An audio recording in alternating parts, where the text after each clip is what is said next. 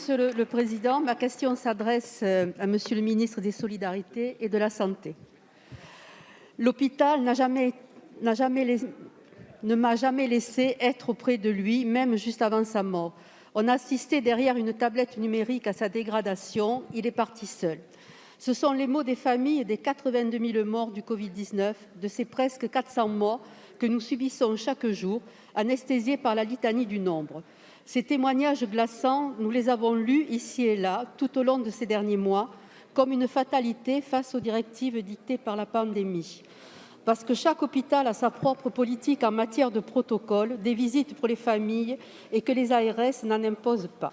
Bien sûr, certains hôpitaux font le maximum et il faut saluer le dévouement de tous les soignants qui font au mieux pour atténuer la souffrance des familles. Mais depuis des mois, elles subissent ainsi la brutalité de ces départs qui laissent des souffrances psychiques inconsolables. Il aura fallu les mots d'une fille à son père, un peu plus médiatisés que d'autres, pour que vous déclariez que les visites à l'hôpital doivent être et sont, sauf anomalie, autorisées dans toutes les situations avec les protocoles sanitaires. Ce n'est pas le cas.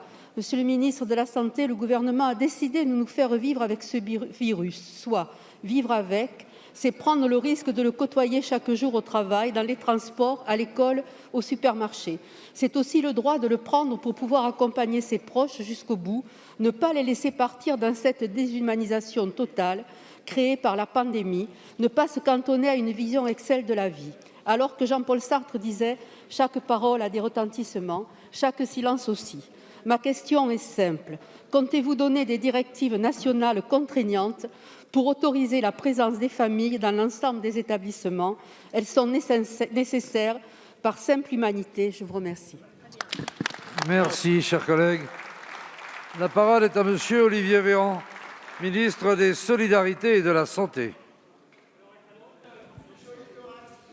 Madame la députée Gisèle Biémouret, merci pour votre question qui est importante.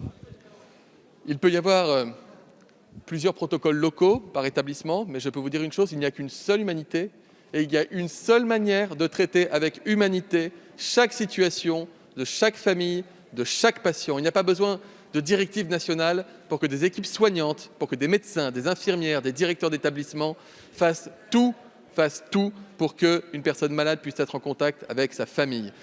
Madame la députée, il n'y a pas besoin de protocole, mais pourtant ce protocole existe. Et ce protocole, il est clair. Il est clair, les familles ont le droit de pouvoir visiter les personnes malades dans des conditions humaines. Nous avons levé toutes les contraintes très rapidement au printemps dernier, contraintes qui avaient été mises en place initialement parce qu'il y avait des inconnus sur le virus. Que se passe-t-il après la mort? Que se passe-t-il sur les soins mortuaires? Pardon de rentrer dans ce type de détails, Madame la députée, mais c'est une réalité. Il est évident que, quelle que soit la situation, l'équipe devra toujours s'attacher à permettre de conserver ce contact, c'est précieux.